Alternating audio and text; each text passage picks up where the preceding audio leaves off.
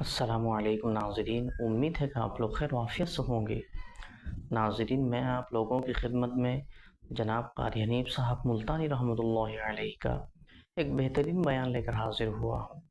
آپ حضرات سے گزارش ہے اس بیان کو مکمل سنیں۔ آئیے بغیر تاخیر کے بیان کی طرف چلتے ہیں۔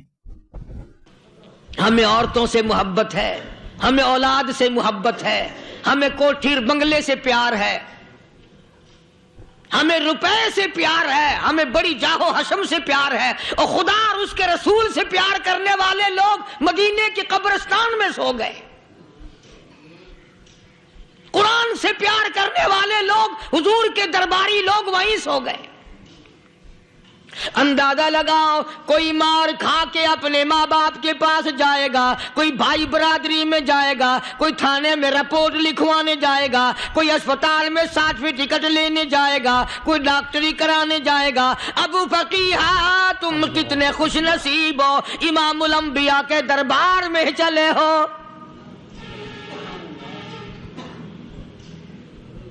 حضور اکرم سب کہہ دو صلی اللہ علیہ وسلم کے دربار میں ابو فقیہہ کو لایا جا رہا ہے۔ علماء نے لکھا ہے کہ جب ابو فقیہہ حضرت کے دربار میں پہنچے تو خبر تو پہلے تھی نہ کہ بڑی مار پڑی ہے، رحمت کائنات نے اٹھ کر سینے سے لگا لیا، تشریف فرما ہوئے۔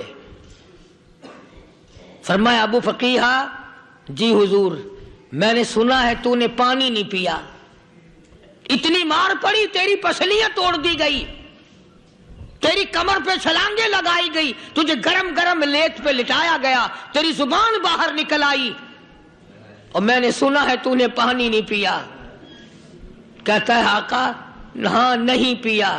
فرمایا کیوں نہیں پیا؟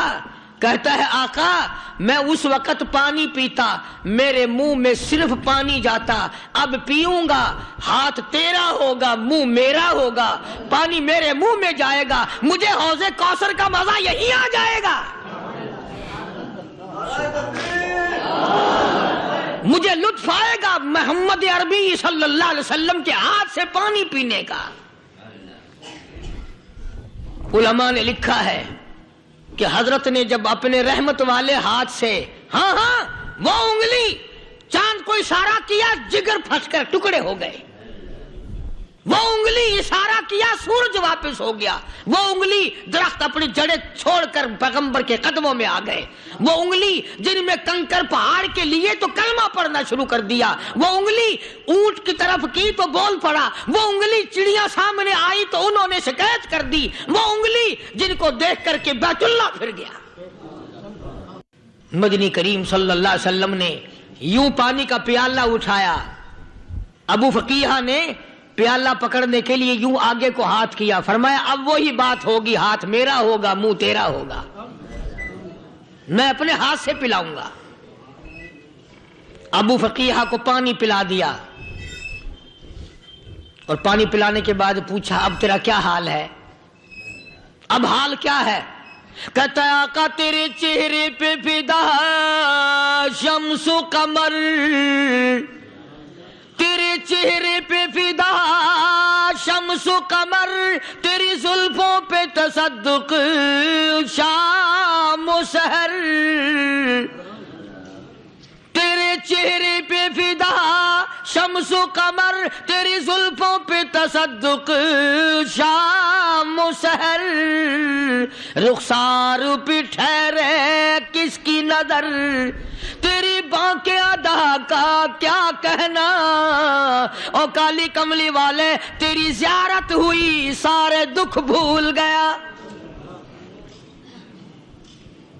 میرے سارے غم ٹل گئے، میرے سارے دکھ دور ہو گئے، میری ساری پریشانی دور ہو گئی، اور میں تو اب مزے میں ہوں۔ جناب ابو بکر صدیق رضی اللہ تعالیٰ عنہ نے مال خرچ کیا، صحابہ کرام کی جانیں بچائیں۔ قیامت کا دن ہوگا، ساری کائنات کی پیشی ہوگی، اللہ پاک پوچھے گا تو دنیا میں کیا کرتا تھا؟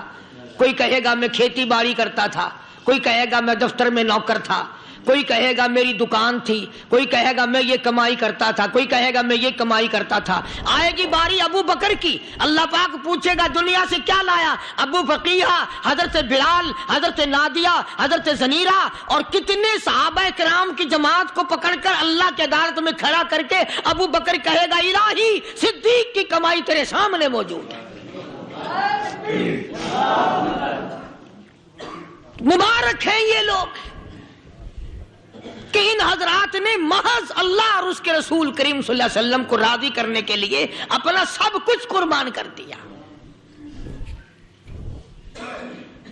اور خود رسول کریم صلی اللہ علیہ وسلم نے ان کو ایسی تعلیم دی، ایسے اخلاق دیے کہ حد ہو گئی۔ دربار رسالت ہے، ایک کافر مسافر آتا ہے بھی کافر، ہے بھی مسافر، ہے بھی معمر، بوڑھا آدمی ہے۔ کبھی کبھی سوچتا ہوں کہ اس زمانے کے تو کافروں میں بھی کوئی خوبی ہوا کرتی تھی، منافقت تو نہیں تھی نا، منافقت نہیں تھی، چال بازی نہیں کرتے تھے، ہیرا پھیری نہیں کرتے تھے۔ وہ بوڑھا مسافر کافر سرکار دو عالم صلی اللہ علیہ وسلم کے دربار میں آیا، آ کے کہنے لگا نبی اللہ میں بوڑھا ہوں، مسافر ہوں بھی تیرا اور تیرے خدا کا منکر، پر میں سوال کرتا ہوں کوئی سواری دو، میرا گھر بڑا دور ہے، میں اس پر سوار ہو کر اپنے گھر پہنچ جاؤں۔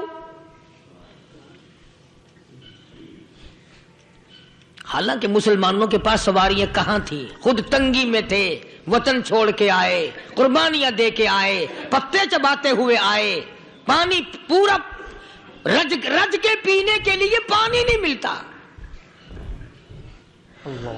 اور حضور کریم صلی اللہ علیہ وسلم کو پتا تھا کہ یہ سوال کرنے والا ہمارے عقیدے کا نہیں،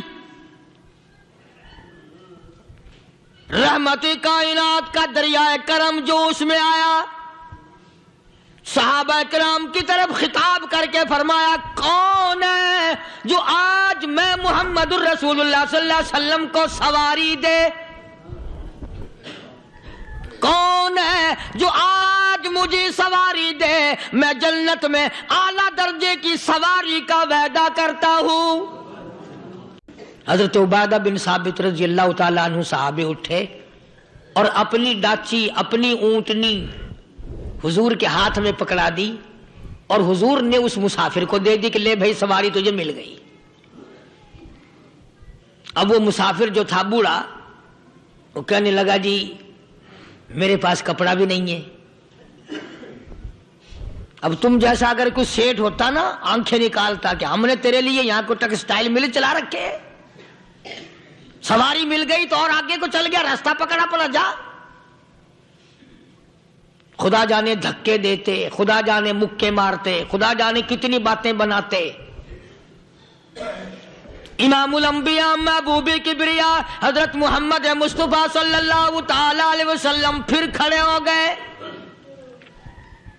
صحابہ کرام کو خطاب کر کے فرمایا کون ہے جو آج مجھے کپڑا دے؟ کل میں جنت میں اعلیٰ درجے کی پوشاک اور لباس جوڑوں کا وعدہ کرتا ہوں۔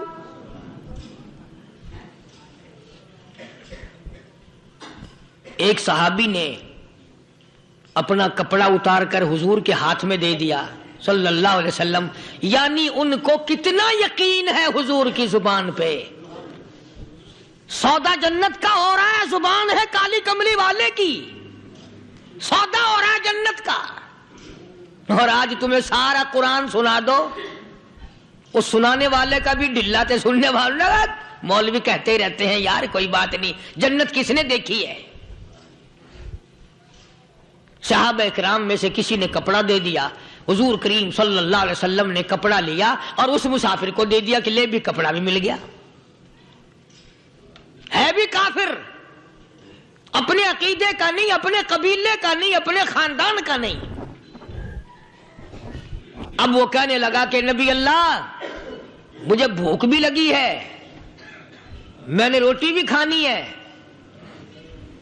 مدنی کریم صلی اللہ تعالی علیہ وسلم پھر کھڑے ہو گئے اور صحابہ کرام کو خطاب کر کے فرمایا، کون ہے جو مجھے آج کھانا دے، روٹی دے، کل میں جنت میں اعلیٰ درجے کے کھانے کا وعدہ کرتا ہوں۔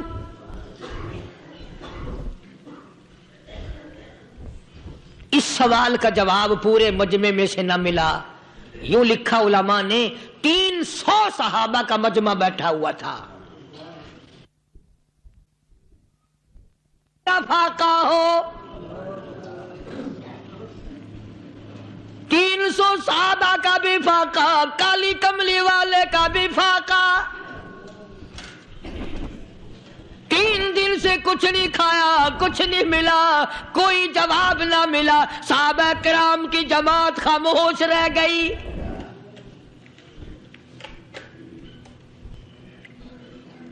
سلمان فارسی رضی اللہ تعالیٰ عنہ اٹھے اور اس مسافر کا ہاتھ پکڑا اور کہنے لگا، میں تجھے ایسے دروازے پہ لے کے چلوں گا جہاں سے کچھ نہ کچھ کھانے کے لیے مل جائے گا۔ آیا ہے سلمان فارسی مسافر کو لے کر خاتون جنت سیدہ فاطمہ الزہرا رضی اللہ تعالیٰ عنہا کے دروازے پہ اور آواز لگائی، یا اہل بیت رسول اللہ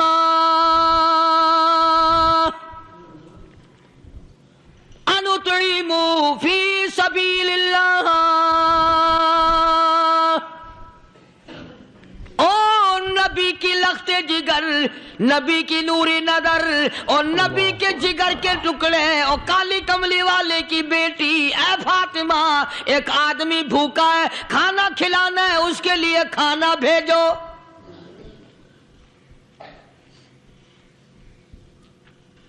اندر سے آواز آتی ہے اور رونے کیسی آواز میں جواب ملا۔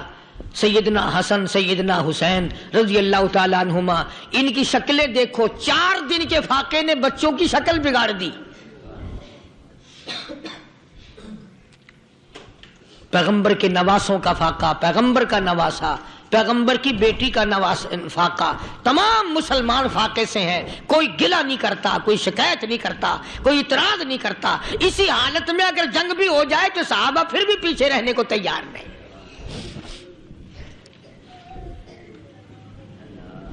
جب اندر سے یہ جواب ملا کہ تمہارا تو 3 دن کا فاقہ ہے، فاطمہ کہتی ہے میرا اور میرے بچوں کا 4 دن کا فاقہ ہے، تو سلمان فارسی اس مسافر کو لے کے واپس ہونے لگا۔ اندر سے آواز آتی ہے، خالی نہ جاؤ، میرے سر کی چادر لے جاؤ، یہ لے جا کر یہودی کے پاس گروی رکھ دو، گہنا رکھ دو، غلہ لے آؤ، میں پیس پکا کے کھلا کے بھیجوں گی۔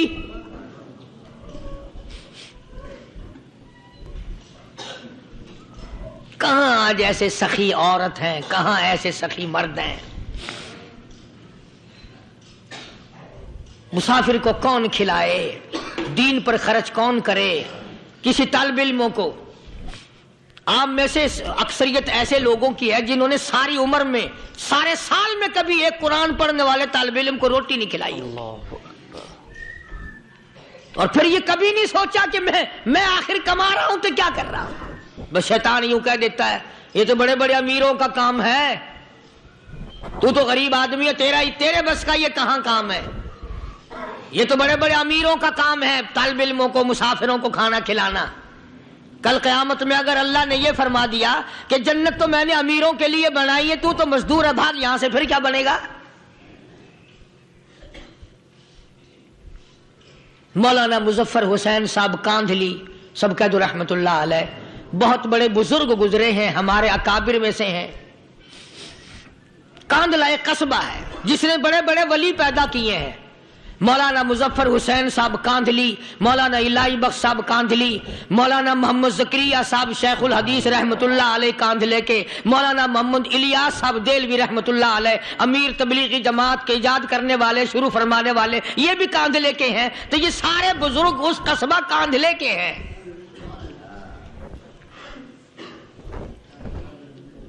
تو مولانا مظفر حسین پانی پت سے پیدل چل دیے اپنے کاندھلے کرانے کی طرف۔ راستے میں ایک بستی آئی، شام ہو گئی تو حضرت نے وہیں قیام کر لیا، ٹھہر گئے، عصر کی نماز پڑھی، مغرب کی نماز پڑھی، مسجد میں صفائی کی، اذان دی، کوئی ایک آدھ آدمی آیا تو جماعت کر لی۔ وہ جو آدمی آیا اس نے پوچھا مولانا آپ مسافر ہیں؟ کہ جی ہاں۔ کہ رات کو یہیں رہو گے؟ کہ جی حضور۔ وہ آدمی 3 روٹیاں لے کر آیا اور مولانا نے وہ تینوں روٹیاں کھا لی اور سو گئے۔ تو مولانا فرماتے ہیں کہ مجھے اس رات میں حضور اکرم صلی اللہ علیہ وسلم کا 3 مرتبہ دیدار مل گیا، 3 مرتبہ حضور کی مجھے زیارت ملی۔ مولانا فرماتے ہیں میں تو اگلے دن بھی وہاں ٹھہر گیا کہ یہ جگہ چھوڑنے کی ہے، جہاں اتنی بڑی دولت ملے یہاں تو ساری عمر پڑا رہے آدمی۔ تو حضرت فرماتے ہیں کہ اگلے دن وہی مسافر، مولانا مسافر ہیں، وہی آدمی ہے، 2 روٹیاں لے کر آیا اور مولانا فرماتے ہیں میں نے 2 روٹیاں کھا لی تو اس رات کو مجھے 2 مرتبہ حضور صلی اللہ علیہ وسلم کا دیدار ملا۔ میں تیسرے دن بھی وہیں ٹھہر گیا، تیسرے دن شام کو وہی آدمی 1 روٹی لے کر آیا اور میں نے وہ روٹی کھا لی تو اس رات کو حضور کریم صلی اللہ علیہ وسلم کی 1 مرتبہ زیارت ہوئی، 1 مرتبہ دیدار ملا۔ تو مولانا فرماتے ہیں میری سمجھ میں یہ بات بیٹھ گئی کہ یہ نہ تو جگہ کی برکت نہ بستی کی برکت، یہ تو اس کی روٹیوں کی برکت ہے۔ 3 کھائی تو 3 مرتبہ دیدار ہوا، 2 کھائی تو 2 مرتبہ دیدار ہوا، 1 کھائی تو 1 مرتبہ، یہ تو اس کی روٹی کی کرامت ہے۔ تو وہی آدمی جو روٹی لانے والا تھا وہ کہنے لگا مولانا کل آپ تشریف لے جائیں، یہاں نہ ٹھہرنا۔ تو حضرت فرماتے ہیں میں نے کہا کیوں بھائی، مجھے تو ایسی دولت مل رہی ہے میں یہیں پڑا رہوں۔ وہ کہنے لگا اللہ والے آپ کو پتہ نہیں، پرسوں میں مزدوری کر کے اتنا ہی آٹا لایا تھا کہ 3 روٹیاں بنی، اتنا ہی آٹا بنا تھا، 3 روٹیاں بنی، میں اپنے نام کی روٹی اٹھا کے چل دیا۔ میری بیوی نے پوچھا کہاں؟ میں نے بتایا مسجد میں ایک اللہ والا مسافر ہے۔ وہ کہنے لگی میں بھی فاقہ کر لوں گی، میرے نام کی روٹی بھی اس مسافر کے لیے لے جا۔ کہتا ہے میں نے دونوں اٹھا لی، تیسری روٹی ایک بچہ ہمارا اس کے لیے چھوڑ دی۔ وہ بچہ کہنے لگا اچھا ماں باپ جنت میں جائیں، بیٹا کدھر رہے گا، میں بھی فاقہ کروں گا، میرے نام کی بھی لے جا۔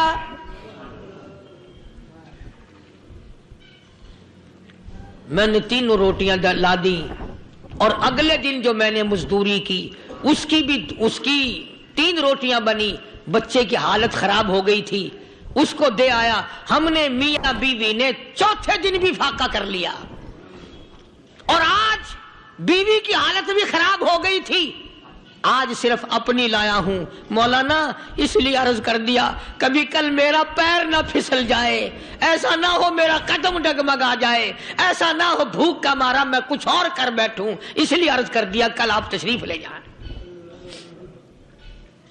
عرض میں یہ کر رہا تھا کہ کسی زمانے میں دوسرے کی خیر خواہی کے لیے لوگ سب کچھ کر گزرتے تھے۔ حضرت محمد الرسول اللہ صلی اللہ تعالی علیہ وسلم کے پاس جنگ بدر کے قیدی آئے تھے، کافر، اسلام کے دشمن، دین کے دشمن، قرآن کے دشمن، ایمان کے دشمن، مگر صحابہ کرام کو فرمایا یہ میرے مہمان ہیں، حضور نے فرما دیا صلی اللہ علیہ وسلم۔ ایک صحابی جو ایک مہمان کو لے گیا، حضور کے مہمان کو، تھے جنگی قیدی۔ علماء کرام نے لکھا صحابی کے گھر میں کھانا تھوڑا تھا، اس کافر کو تو کھانا دے دیا، آپ اس کے پاس بیٹھ کر درخت کے پتے چبا لیے۔ دوسرا دن آیا پھر ایسا ہی کیا، اس حضور کے مہمان جنگ بدر کے قیدی کافر کو کھانا کھلایا، خود درخت کے پتے چبا لیے۔ تیسرا دن آیا وہ جنگی کافر کہنے لگا، قیدی کہنے لگا آج پہلے کلمہ پڑھا پھر روٹی کھلا، میں پہلے مسلمان بنتا ہوں اس کے بعد میں کھانا کھاؤں گا۔ ارے تم اتنے اپنے اوپر دوسرے کو ترجیح دیتے ہو کہ ہم کافر بھی ہیں، تمہیں مارنے والے تمہیں مارنے آئے تھے، اور تمہارا حال یہ کر دیا کالی کمری والے نے کہ خود پتے چباتے ہو، دشمن کو کھانا کھلاتے ہو،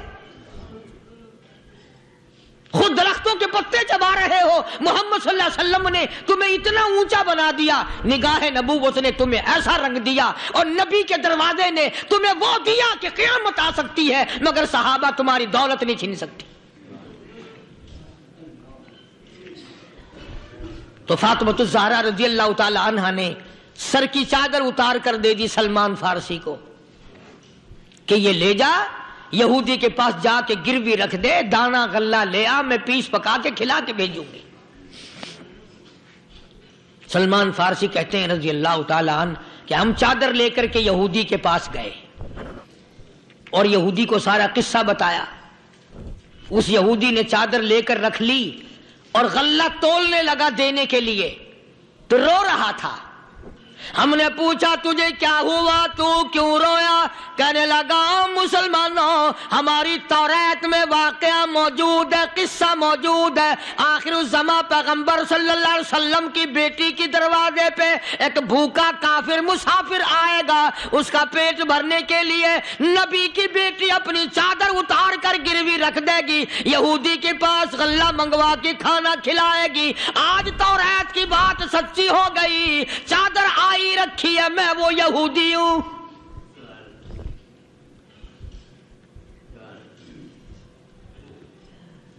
اور غلہ تول کر دے دیا۔ سلمان فارسی کہتے ہیں یہودی میری ساتھ ساتھ چل دیا۔ خاتون جنت سیدہ فاطمۃ الزہرا رضی اللہ تعالی عنہا کے دروازے پہ آیا، اور جب ہم نے غلہ دے دیا، چادر بھی اندر یہودی نے پہنچا دی کہ میں چادر بھی واپس دینے آیا ہوں، اور سلمان کو کہنے لگا اب دیر نہ لگا، دیر نہ کر، کیوں؟ میری توریت نے تصدیق کر دی کہ یہ نبی برحق ہے، اب ایسا نہ ہو میرا دم نکل جائے، میں کفر پہ مر جاؤں، جلدی کر، مجھے سرکار کے دربار میں لے چل، میں مسلمان بنتا ہوں۔ اور اسی کو جا کے کہنے لگا تیری صورت، تیری سیرت، تیرا نقشہ، تیرا جلوہ، تیری صورت، تیری سیرت، تیرا نقشہ، تیرا جلوہ، تبسم گفتگو بندہ نوازی، خندہ پیشانی، او کالی کملی والے میرا دل ہو، تیرا گھر ہو، تیرا در ہو، میرا سر ہو، تمنا مختصر سی ہے مگر تمہید طولانی۔ یہودی نے ضد نہیں کی۔ آج کا مسلمان کہلانے والا ضد کرتا ہے، ضد ضد میں مارا جاتا ہے، ہائے ہم یوں ہیں، یہ یوں ہے۔ وہ یہودی اچھا نکلا، ذرا سی بات اس کے سامنے آئی فوراً سمجھ گیا، سرکار کے دربار میں جا کر غلامی قبول کر لی۔ بے شمار صحابہ کرام ہیں جنہوں نے اللہ کی راہ میں وہ دکھ اٹھائے، وہ پریشانیاں جھیلیں۔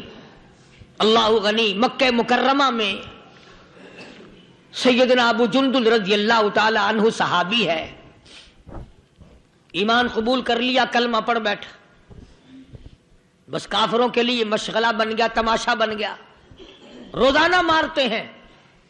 اندازہ لگاؤ مسلمانوں، ملتان کے رہنے والوں، سارا مکہ مارنے والا ایک ابو جندل مار کھانے والا۔ لڑکے مارتے ہیں، جوان مارتے ہیں، بوڑھے مارتے ہیں، پیر پکڑ کر مکے کی گلیوں میں گھسیٹے گھسیٹے پھرتے ہیں۔ رحمت کائنات حضرت محمد رسول اللہ صلی اللہ تعالی علیہ وسلم عمرے کے لیے تشریف لائے ہیں، کفار مکہ نے روک دیے۔ حدیبیہ میں مکے سے 6 میل پر حضور صلی اللہ علیہ وسلم تشریف فرما ہے، صحابہ کرام کی فوج ہے، لشکر ہے، سرکار دو عالم ہے صلی اللہ علیہ وسلم۔ ذرا توجہ کرنا، کلیجے پہ ہاتھ رکھ کے ابو جندل کے پیروں میں بیڑیاں ڈال رکھی ہیں، چلا نہ جائے، مدینے نہ بھاگ جائے، کھسک نہ جائے، نکل نہ جائے۔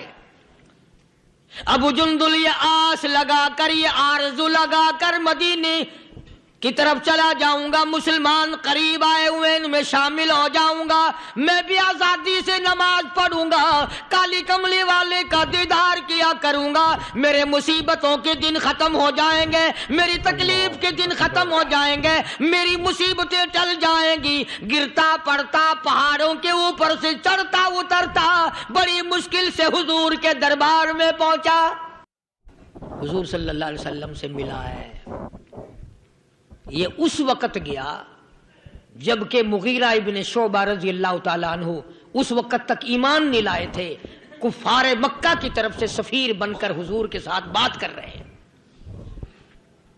معاہدہ پہلے طے ہو گیا، کالی کملی والے کے درمیان اور مکے کے کافروں کے درمیان معاہدہ پہلے طے ہو گیا کہ آئندہ جو مسلمان ہوگا وہ واپس کر دیا جائے گا، کفار کو دے دیا جائے گا، یہ طے ہو گیا۔ ابو جندل آ گیا، اس طے ہونے کے بعد پہنچا حضرت کے دربار میں۔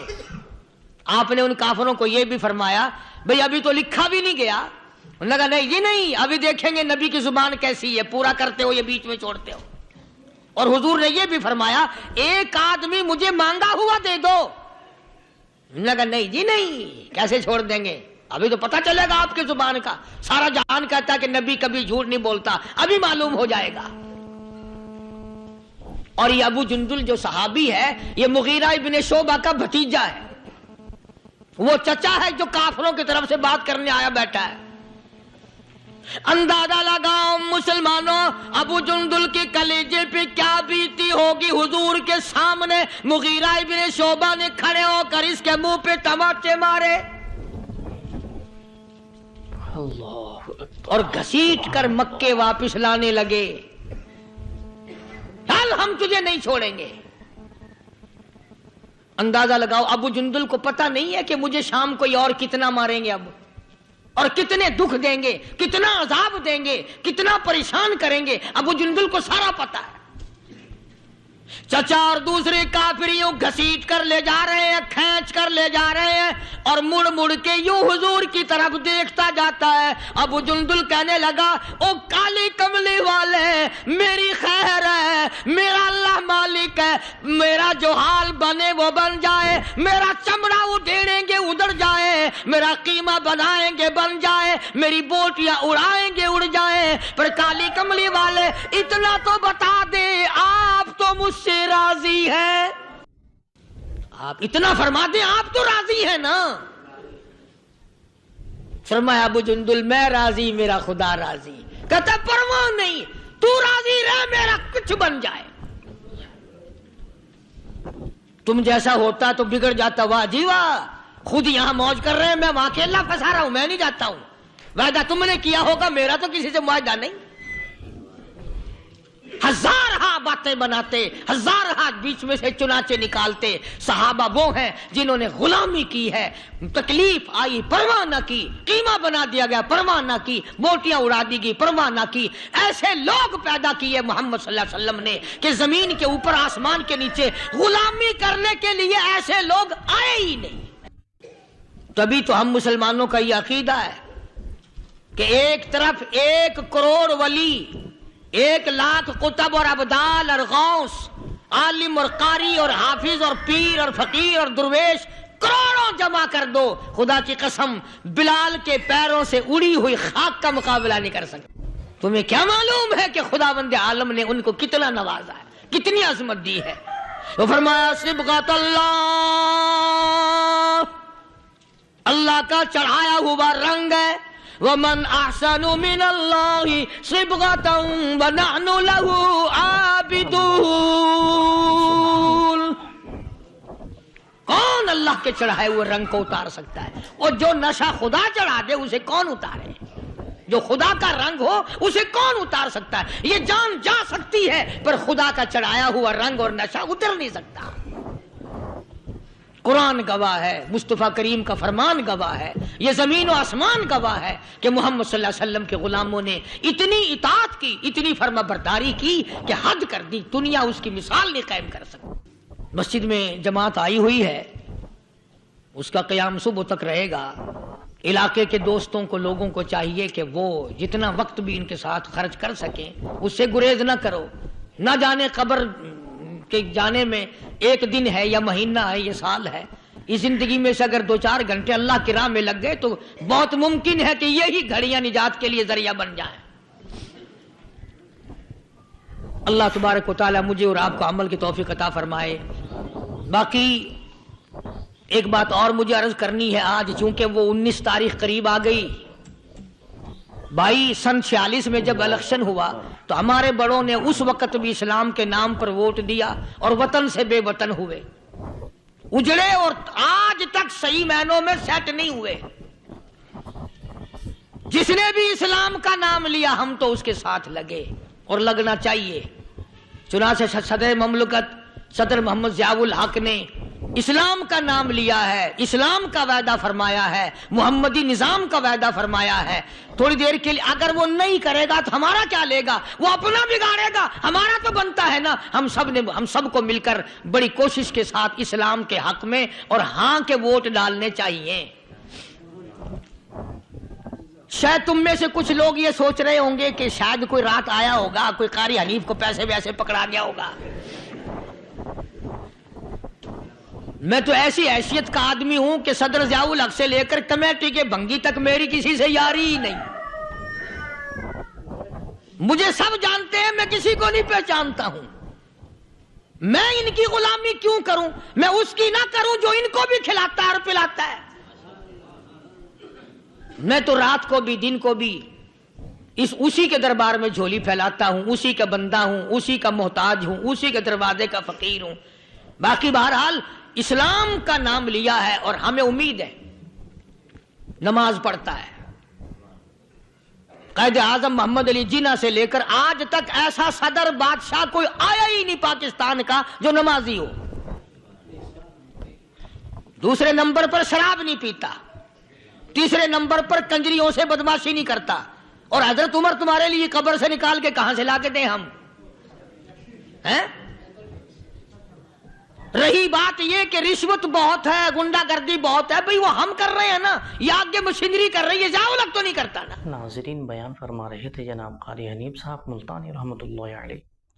دعا کیجیے اللہ تعالی حضرت کی مغفرت عطا فرمائے اور ان کے قبر کو نور سے منور عطا فرمائے۔ ناظرین، آئیے پھر کل ملتے ہیں کسی دوسرے بیان کے ساتھ۔